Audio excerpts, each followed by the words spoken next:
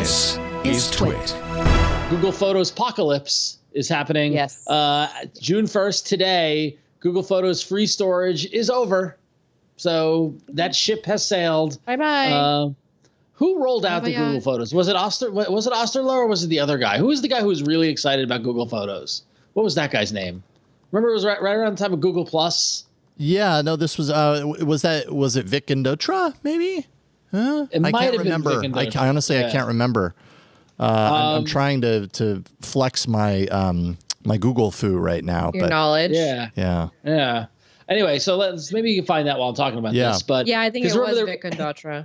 I think it was Vic Indotra because right around the time of Google Plus and Google Photos, and it was great, and it all worked together and all that sort of stuff. And a big part of it was that it was free, and as part of it being free, you got free high quality uploads, so you're able to upload stuff at full res and store it there. That's over, so no more free high quality uploads for most users. Uploads begin to count against your Google account storage. So those of you who, if you look at the bottom left of your Gmail and you see how much percentage storage you've taken up on Google, Photos will count towards that. And photos uploaded to your library prior to today do not count against that quota, only for new images going forward. So there's not like retroactive billing or anything like that. It's just like, this is the brave new world. You've got a storage quota for Google that is Gmail, G Drive, Google Photos. It's all under one roof. And if you need to expand that storage, guess what? You can pay like everybody else does. Yep. So does this change how much we love Google Photos for you, either of you? Because Google Photos is one of those like, right? That's one of those like gems of Google's crown, right? I consider it definitely one of the premier Google services. I mean, it's definitely one of the ones that I've used the most and valued the most, which is why so basically right now I'm working on a Hands on Tech episode that's going to publish tomorrow, where I take the Synology DS920 Plus network attached storage, and I figure out how to basically replicate the functionality of Google Photos on my own network attached storage. And it's not impossible. I don't even want to say that it's like difficult, because outright it's really not difficult. It's very time consuming, and it's not a one-to-one replica of what we've come to experience with Google Photos. But then I realized at the end of that, like, okay, so I go through all the heavy lifting of trying to, do this. Gosh, maybe it just makes sense to continue paying for Google Photos, because if I've loved it as much as I have, which I do, then why not? Why not pay for a service that's actually pretty amazing, And that's the point. The point. Everything is about services now. And a lot of these companies make the most money off of services. So offering you all this cloud, which it already has, all this indexed cloud, which you're just feeding the machine so that you can have a better search engine for your photos. And so for us, the transaction is like perfect. And that's why we keep paying for this. Even me, like I went to look in my Google One account the other day. I got away with paying for 100 gigs this far, like this long, since I started paying for it, in 2010. And now I'm almost to that capacity because I was using that OnePlus 8 for 8-9 months. And just the photos accumulated from that set me over the limit in my photos quota. Yeah. So it's real. I know that we're saying that this is only going to affect Pixel users, this new subscription model, whatever, that Google Photos is adopting. But the writing was kind of on the wall, and the Pixel is such a small percentage of the phones that people use. Most Android users are using Samsung devices. Let's look at the numbers. Absolutely. So. Yeah. So by the way, I was looking into it, trying to figure out, Vic Indotra left Google Plus, and he was replaced by Bradley Horowitz, who took over Photos and Streams, which was stripped out from Google Plus. Does that make sense? Okay. Yeah. So I think it was Bradley Horowitz who may have announced that. I was trying to find like an actual announcement by him, but he was the one that took it over when all that switch happened. Yeah. So Just a little tidbit there.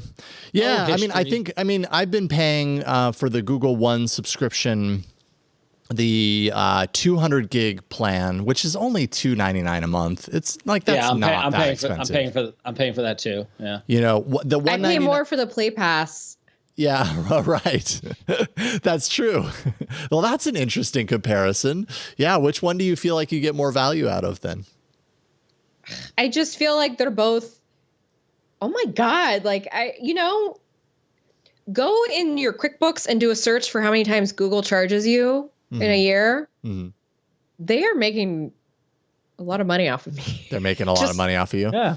Just I find the Play Pass worth it now. Yeah. Now that I have Mona.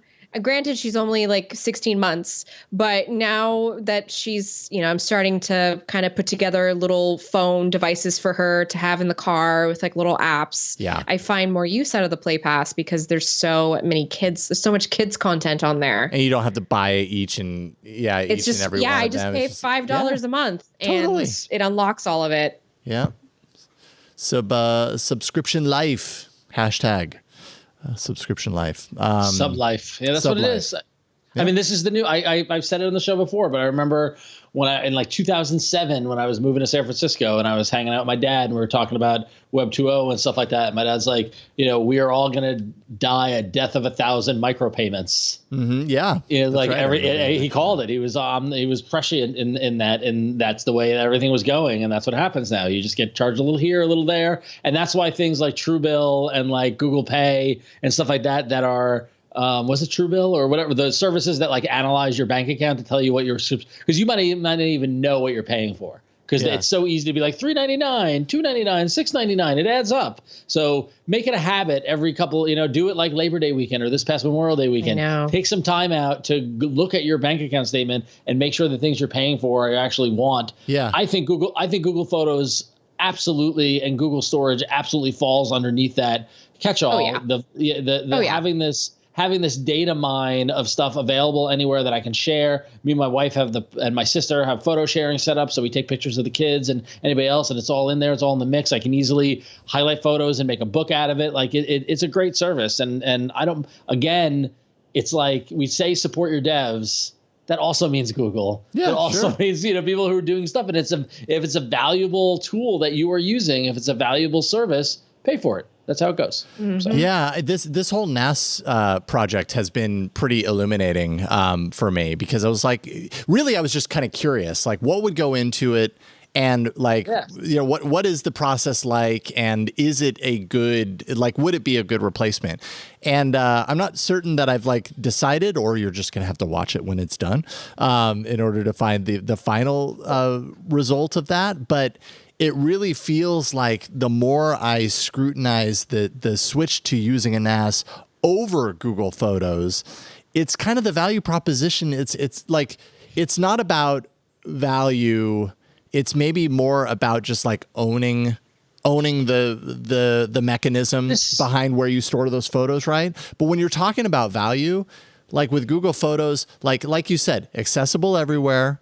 The AI magic that's happening behind the scenes is top notch.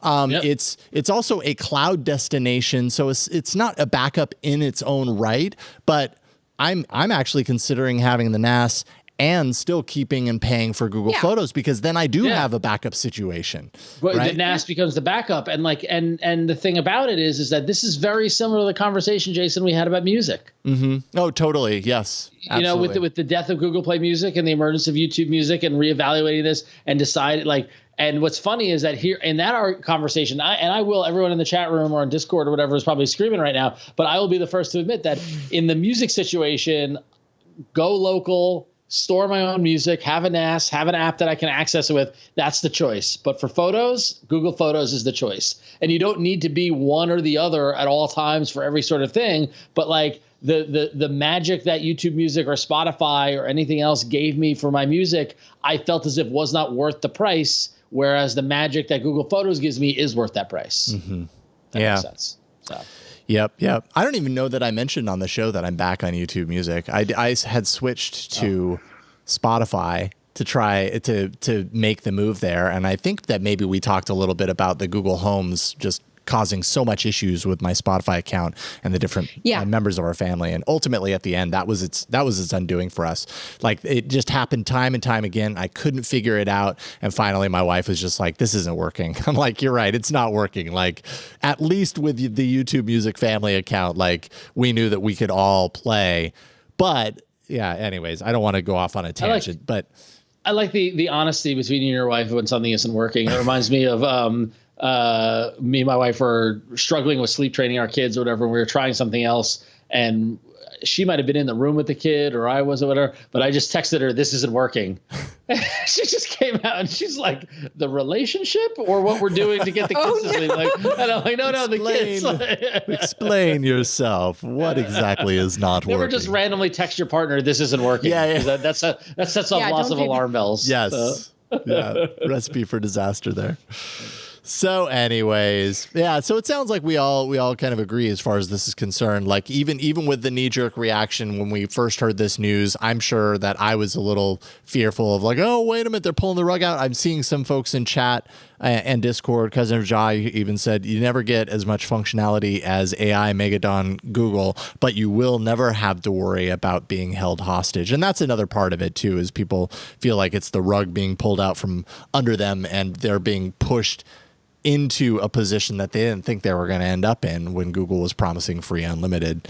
Now the rules have changed. And that really, at the end of the day, it's their service, it's their servers. They can make that choice.